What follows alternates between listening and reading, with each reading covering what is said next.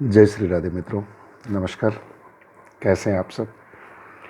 उम्मीद है कुशल पूर्वक होंगे और लॉकडाउन का पूरी तरीके से पालन कर रहे होंगे। दोस्तों, ये वीडियो बनाने के पीछे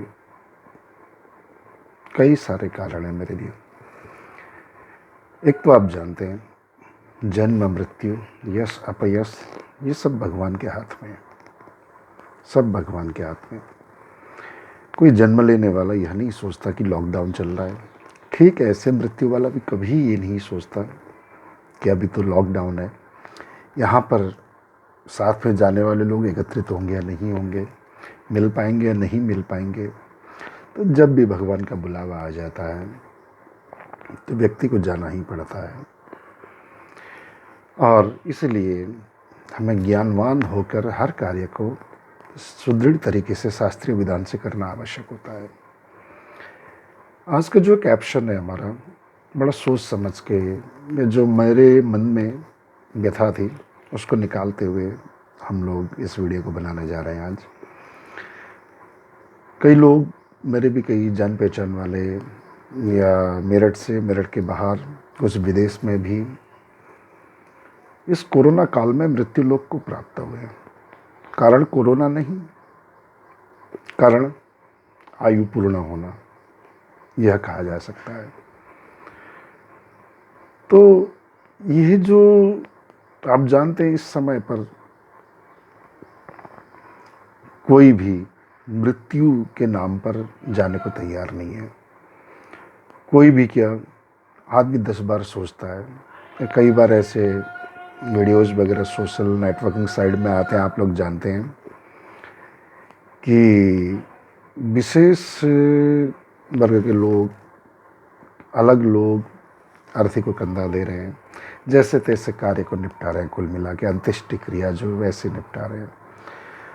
पर मनुस्मृति, गरुड़ पुराण, इन शास्त्रों के हिसाब से अगर हम देखें तो क्या ऐसे आधे अधूरे कार्य करने से गतात्मा को मुक्ति मिलेगी?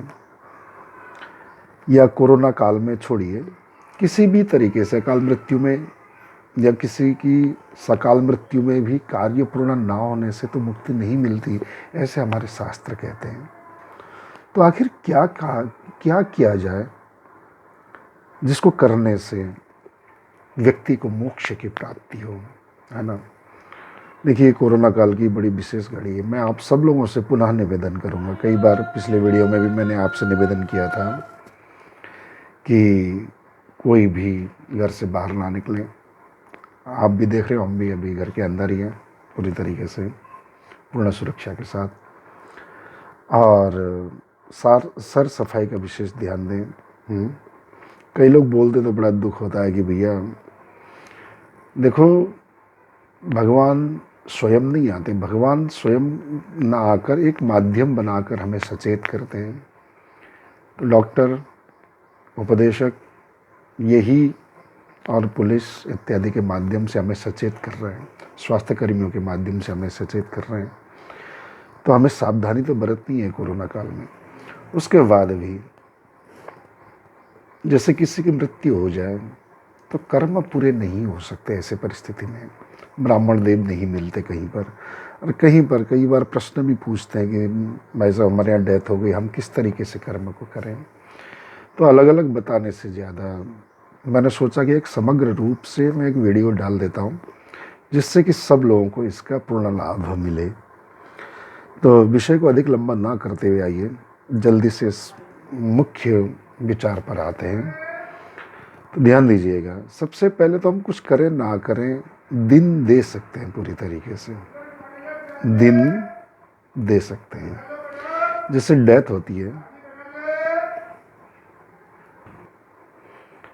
तो सर्वप्रथम क्या करना है, जैसे कि मानव सामाजिक प्राणी है। जब सामाजिक प्राणी हैं तो उसकी समाज की आवश्यकता भी होगी उसे। ऐसे परिस्थिति में जब सरकार ने भी यह नियम दे रखा है कि 20 जने तक अंत्येष्टि क्रिया में शामिल हो सकते हैं, तो यथासंभव सब लोग शामिल हों। और जैसे तैसे प्रथम दिन के कृत्य तो हो ही जाएंगे, दाह क्रिया तक के काम तो हो ही जाएंगे। उसके बाद यदि आपसे कुछ हो या ना हो, बहुत सारे कार्य रह जाते हैं ना, दशगात्र कार्य, एकादशा कार्य, अरिष्टजन्य कार्य, 13 दिन तक के बहुत सारे काम हैं। यदि उसमें भी यदि किसी तरीके से कोई आपत्ति आती हो तो कुछ भी नहीं तो आप तो दिन तो दे सकते हो ना, दिन दें, पूरे दिन दें, और पूरे दिन के साथ क्या बोलते हैं, नित्य प्रति जल से तर्पण करें यज्ञ ब्राह्मण के परामर्श में। ऐसा करते हैं तो भी उसका पूर्ण लाभ होगा। और हमें पता है कि इस टाइम ब्राह्मण लोग मिलेंगे नहीं आसानी से, नहीं तो हमारे यहाँ तो सारे विधान है, एकादशा में भी महाब्राह्मण की आवश्यकता होती है, और निवेदन करेंगे तो महाब्राह्मण भी मिल जाए, क्योंकि एक महाब्राह्मण के आने से धारा 144 का उल्लंघन नहीं होगा, है ना। और साथ ही साथ 20 जने तक के लिए एकत्रित होने पर धारा 144 लागू नहीं होगी मृतक जन्य कार्य में, यह सरकार का आदेश है, तो इसमें कोई घबराने की बात भी नहीं है। चलिए वो भी नहीं कर सकते, एकादशा भी नहीं कर सकते, 13वीं तक के कार्य भी नहीं कर सकते, यज्ञादि कार्य भी नहीं कर सकते, गरुड़ पुराण भी नहीं कर सकते, जिन जिन चीज़ों से मुक्ति पिंडदान आदि वो नहीं कर सकते, कोई बात नहीं। इस कोरोना काल की वजह से, वैसे तो करना ही चाहिए, परंतु कोरोना काल की वजह से नहीं कर सकते तो कोई बात नहीं, परंतु आप दिन पूरे दे सकते हो। नज़दीक में पीपल इत्यादि में जाकर पीपल के वृक्ष के नीचे गतात्मक के नाम से आप जल से तृप्त करें, उससे लाभ होगा ही होगा। साथ ही साथ एक चीज़ का और ध्यान दीजिएगा, दिन पूरे देने हैं। जब तक दिन पूरे नहीं देते आप कितने बड़े यज्ञ अनुष्ठान पूजा पाठ इत्यादि करें, 13वीं कर देते हैं। कई लोग बोलते हैं जी हमने तो गंगा जी में जाकर ही सारे काम निपटा के आ गए, ऐसा कोई कार्य कहीं शास्त्रों में वर्णन नहीं है। कितनी भी संकट हो, आप एक दिन में 1 साल का काम नहीं कर सकते। ठीक उसी तरीके से जैसे एक दिन के अंदर 1 साल भर का भोजन आप नहीं कर सकते, ठीक उसी तरीके से मृतक कार्य के लिए भी 1 दिन के अंदर या 3 दिन के अंदर, 10 दिन के अंदर 1 साल तक का कार्य नहीं कर सकते हैं। सुविधा के अनुसार धर्म लोलुपता वाले लोगों ने कुछ इसका ये गलत कदम उठाया है, तो आप हमें अपने धर्म को बचाना है। और सबसे मुख्य बात आपको बता रहा हूँ, कोई पिंडदान आदि क्रिया ना भी हुए तो कोई बात नहीं, दिन पूरे दे सकते हैं। और उसके बाद साल भर के अंतराल में कभी भी आफ्टर लॉकडाउन या बिफोर लॉकडाउन जब भी सुविधा हो, एक पंचनारायणी, जो शास्त्रीय विधान से बता रहा हूँ मैं आपको, एक पंचनारायणी या नारायण बलि जन्य कृत्य होता है, उसको अवश्य करें आप लोग। योग्य ब्राह्मण चाहिए उसके लिए, पहले मैं आपको बता दूं उसमें होता क्या आखिर। सत्य सहित कलश स्थापित किया जाता है उसमें, ब्रह्मा विष्णु महेश प्रेत गतात्मा और यम। देखो अकाल, ये सभी के लिए, कोरोना काल के लिए नहीं, अकाल मृत्यु वालों के लिए भी यही सॉल्यूशन है। पंचनारायणी, नारायण बलि, ऐसे कई अन्य नाम हैं ना, तो इसमें ब्रह्मा विष्णु महेश प्रेत, मृत्यु के अधिपति देवता प्रेत, यम, इन 5 देवताओं का हम लोग पूजन कर सकते हैं। 5 कलश स्थापित किए जाते हैं विशिष्ट पूजा के लिए, और यह गंगा जी के तट पर, घर पर, किसी मंदिर पर, कहीं पर भी इस क्रिया को अनुष्ठानात्मक ढंग से जरूर किया जा सकता है। पर याद रखें, जब तक आप नारायण बलि नहीं करते, जब तक यह पंचनारायणी नहीं करते, आप कितना भी पुण्यदान कर लें, कितना भी यज्ञ कर लें, कितना भी अनुष्ठान कर लें, यह आत्मा मुक्ति की ओर नहीं जाएगी। यह नियम गरुड़ पुराण का है, यह नियम अन्य मृतक शास्त्र का है। इसलिए नारायण बलि के बारे में जरूर अपने आचार्यजनों से इसका राय लें, परामर्श लें। विशेष रूप से 5 कलश स्थापित करके, 5 अलग अलग धातु को वहाँ पर स्थापित करके, तत्त देवताओं की प्राण प्रतिष्ठा करके, तत्त देवताओं के निमित्त, प्रतिष्ठा निमित्त वहाँ पर मंत्र जाप किया जाता है 5 ब्राह्मणों के समूह से, तत्त देवता निमित्त, और जो पिंडदान आदि कृत्य किया जाता है उसमें, और समथिंग ये 5 ब्राह्मणों के माध्यम से करते हैं तो कम से कम 5 दिन का कृत्य है ना। पर ध्यान दें, यह कार्य कहीं पे भी हो सकता है। अंतिम चीज़ ये कि जो इनके अवशेष है, जो इनके जो पूजा सामग्री इत्यादि होती है, उसको या तो गंगा तट पर, या जो हरिद्वार में प्रेतशिला, नारायण शिला भी जिसको बोलते हैं, वहाँ पर जाकर उसको सिलाना चाहिए, यह बताया गया है। तो इस नियम से अगर आप करते हैं तो आपको घबराने की कतई ज़रूरत नहीं कि हमारे गतात्मा जो है मुक्त नहीं होंगे या मुक्ति को प्राप्त नहीं होंगे।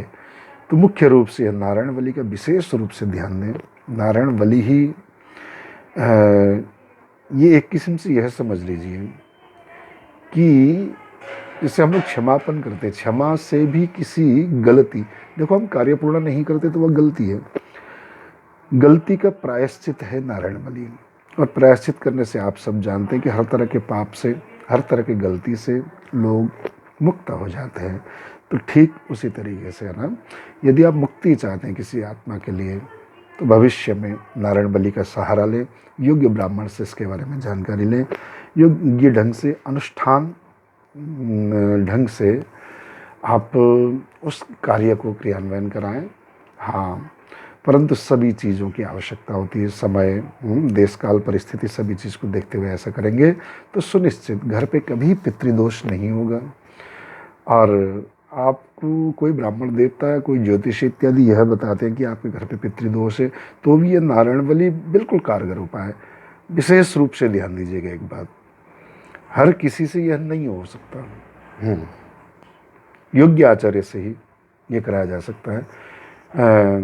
थोड़ा गुरुमुख जिन्होंने मंत्र श्रवण किया हुआ है, गुरुकुल में अध्ययन किया है, ऐसे लोगों के माध्यम से यदि आप इस कार्य को निपटाते हैं तो इसमें कोई दो राय नहीं कि आपके कोई भी घर पे पितृदोष रह जाए, या जो भी इस अकाल समय पे, कोरोना काल समय पर किसी की मृत्यु हुई हो तो वो मुक्त ना हो पाए। इसलिए आप सबसे निवेदन, वैसे तो ऐसी अप्रिय घटना आपके घर पे कभी ना घटे, घटता भी है किसी वजह से, विधि के विधान से और अन्य किसी तरीके से अगर घटना घट भी जाए तो ऐसे नारायण बलि यानी कि वही पंचनारायणी या श्रीमद् भागवत पाठ इत्यादि के माध्यम से सुनिश्चित तौर से हम प्रेत को पितृ बना सकते हैं, गतात्मा को हम शांत कर सकते हैं। इसी के साथ आज के वीडियो से मैं विदा लेता हूँ। भगवान आप सबका मंगल करें, बहुत जल्दी इस कोरोना काल से मुक्त होकर, या जो ये लॉकडाउन से मुक्त होकर हम सब पुनः मिलेंगे। और स्वस्थ रहिए, घर पे रहिए, सुख संपन्न और समृद्धिमान होकर रहिए। इसी के साथ आज के वीडियो से विदा लेता हूँ। जय श्री राधे, जय श्री श्याम।